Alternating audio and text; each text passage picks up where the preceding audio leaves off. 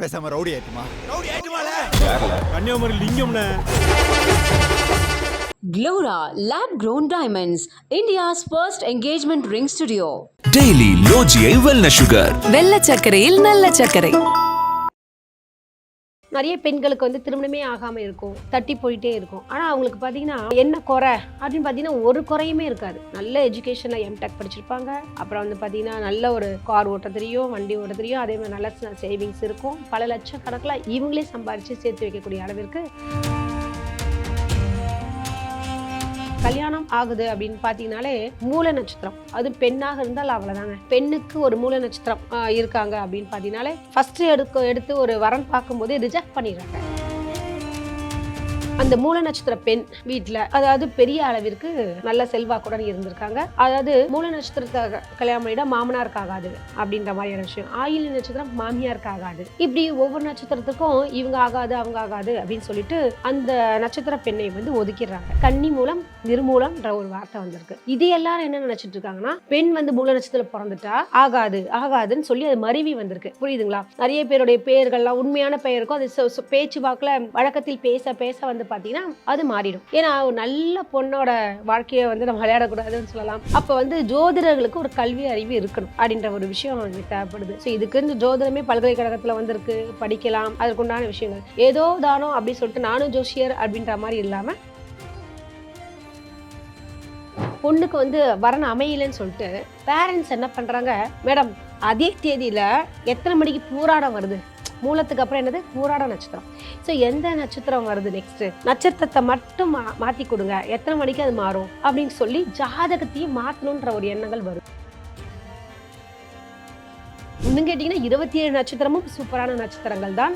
அவரவர்கள் ஜாதகம் லக்னம் இதெல்லாம் வைத்து தான் வந்து ஒரு ஜாதகத்துடைய விதிகள் அவங்களுடைய வாழ்க்கையை வந்து மாறுபடுதே தவிர மேம்போக்காக வந்து இந்த நட்சத்திரத்தில் இருக்கவங்க மோசம் அப்படின்றது வரக்கூடாதுங்க. கலாட்டா டிவைன் நேயர்களுக்கு வணக்கங்க. இன்று நம்ம பார்க்கக்கூடிய ஒரு தலைப்பு என்னன்னு பார்த்தீங்கன்னு வச்சுக்கோங்களேன், அதாங்க எல்லாருக்குமே ரொம்ப எதிர்பார்த்துருக்கக்கூடிய ஒரு விஷயம் தான். என்ன விஷயம் அப்படின்னு பார்த்தீங்கன்னா, நிறைய பெண்களுக்கு வந்து திருமணமே ஆகாமல் இருக்கும், தட்டி போயிட்டே இருக்கும். ஆனால் அவங்களுக்கு பார்த்தீங்கன்னா என்ன குறை அப்படின்னு பார்த்தீங்கன்னா ஒரு குறையுமே இருக்காது. நல்ல எஜுகேஷனில் எம்டெக் படிச்சிருப்பாங்க.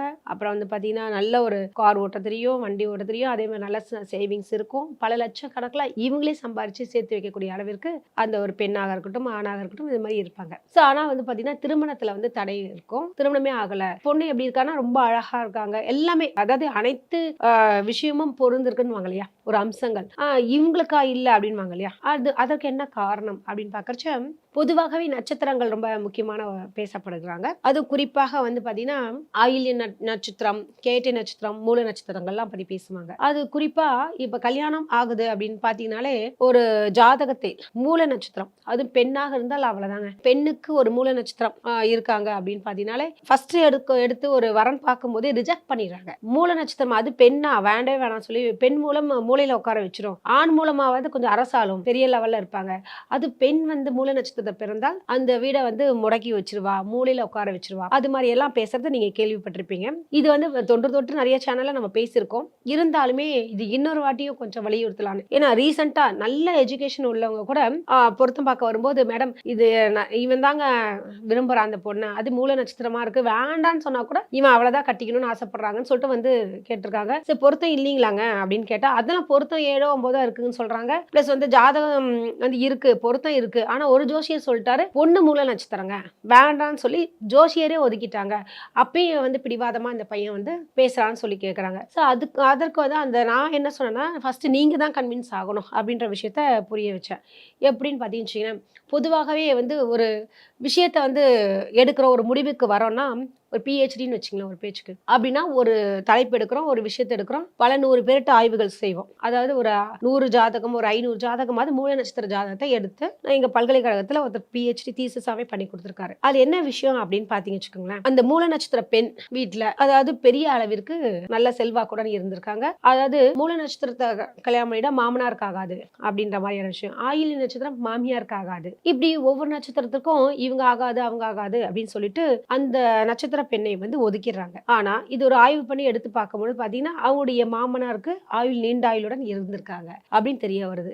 சொல்லுவாங்களே, ஏதோ ஒரு வீட்டில் மூல நட்சத்திர பெண் போனப்ப மாமனார் இறந்தது வந்து காக்கா உட்கார பனம்பழம் விழுந்த கதையாட்டம் ஆயிடுங்க. சோ நம்ம எதற்காக இந்த விஷயத்த நான் உங்களுக்கு சொல்லி தரேன் அப்படின்னு பாத்தீங்கன்னா, ஒரு ஜாதகத்தில் அப்படின்னு பார்க்கும்போது இப்போ ஒரு ஆயுள் நிர்ணயம்ன்றது அவரவருக்கும் ஒரு ஜாதக கட்டம் இருக்கும், அவர்களுக்கும் ஆயுள் பாவம்னு ஒண்ணு இருக்குங்க. அவர் ஜாதகப்படி ஆயுள் பாவம் இருக்கிறபடிதான் அவங்க வாழ முடியும். ஒரு விஷயம் அதை விட்டுட்டு வந்து இந்த பொண்ணு வந்ததுக்கானாலதான் இவர் இறந்துட்டாருன்றதுலாம் ஒரு தப்பான ஒரு விஷயங்க. சரி, இந்த பழமொழி இருக்குல்ல, ஆண் மூலம் அரசாலும் பெண் மூலம் நிர்மூலம். சரி, இந்த பழமொழியோட உண்மையான பொருள் என்ன அப்படின்றத நம்ம பார்க்கலாங்க. என்ன காரணம் பாத்தீங்கன்னா, ஆனி மாதத்தில் வரக்கூடிய மூல நட்சத்திரமானது அது வந்து பாத்தீங்கன்னா பௌர்ணமி திதியில வருங்க. அதே மாதிரி வந்து பாத்தீங்கன்னா கன்னி அதாவது பெண் மூலம் நிர்மூலம். கன்னி மாதம்ன்றது புரட்டாசி மாசத்தை குறிக்கும். சூரியன் அங்க வரும்பொழுது புரட்டாசி ஆகும். கன்னின்றது ஒரு வீடு, கன்னி வீட்டுல சூரிய பகவான் வரும்போது அது புரட்டாசி மாசம் ஆகும். அந்த மாசத்துல மூல நட்சத்திரம் எந்த நட்சத்திரத்துல வருதுன்னு பாத்தீங்கன்னா அஷ்டமில திதியில வரும். சோ அஷ்டமி நவமி ஆகாதுன்னு, அதனால கன்னி மூலம்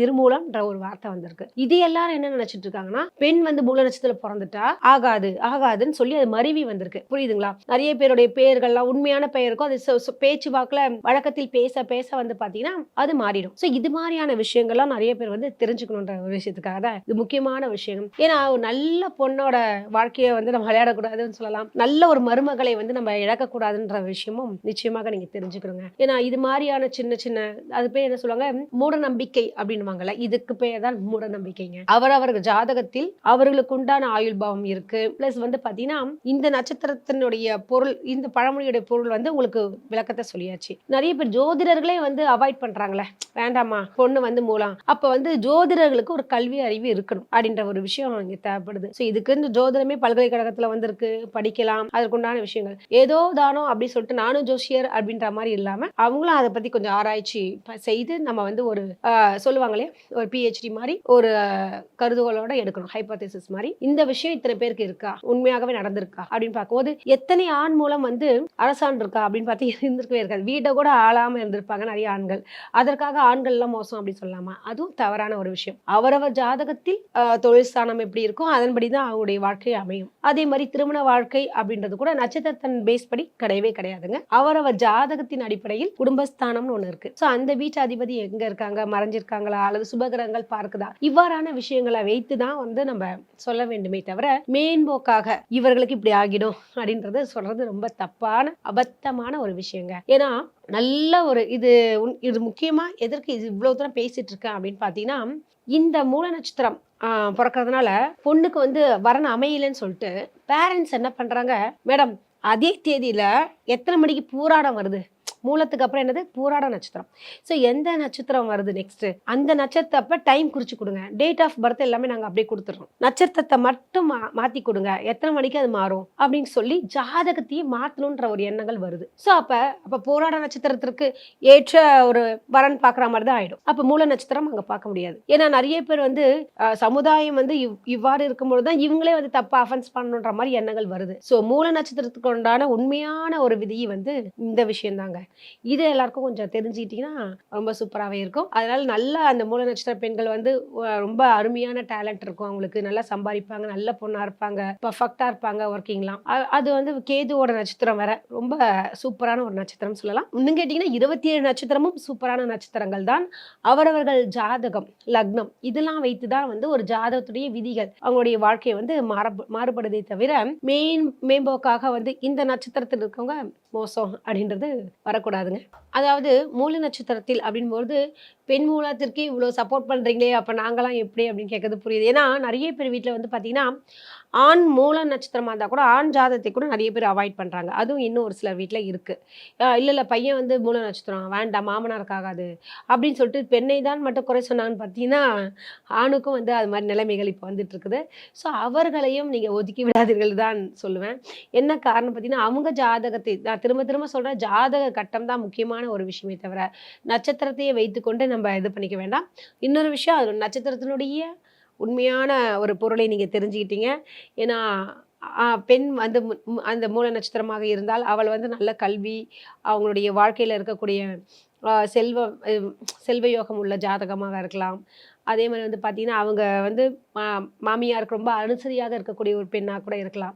அதனால் வெறும் நட்சத்திரத்தை வைத்துக்கொண்டு நம்ம பேசுவது மிக முட்டாள்தனமான ஒரு விஷயம். இது ஆண்களுக்கும் தாங்க. இப்போ ஆண்களுக்கும் மூல நட்சத்திரமாக இருந்தாலும் நம்ம அவர்களுக்கு திருமணம் செய்வது தப்பில்லை. ஐயோ மூல நட்சத்திரக்காரன் இவர் கட்டினாலும் மாமனார் இறந்துட்டாங்கன்றதும் சொல்லக்கூடாது. எல்லாருடைய ஜாதகத்திலும் 27 நட்சத்திரங்களுக்கும் நல்ல யோகங்கள் உள்ள சிறப்பான நட்சத்திரங்களே. இதற்குண்டான பழமொழிக்கு உண்டான முழு அர்த்தமும் உங்கள்கிட்ட விளக்கிட்டேன். ஸோ நேயர்களே, மூல நட்சத்திர பெண்களை ஒதுக்காதீர்கள், நல்ல மருமகளை இழக்காதீர்கள். நன்றி, வணக்கம். பேசாம ரவுடி ஆயிட்டுமால. கன்னியாகுமரி லிங்கம்னே. Glora Lab Grown Diamonds, India's first engagement ring studio. Daily லோஜியை வெல்னஸ் சுகர். வெள்ளை சர்க்கரையில் நல்ல சர்க்கரை.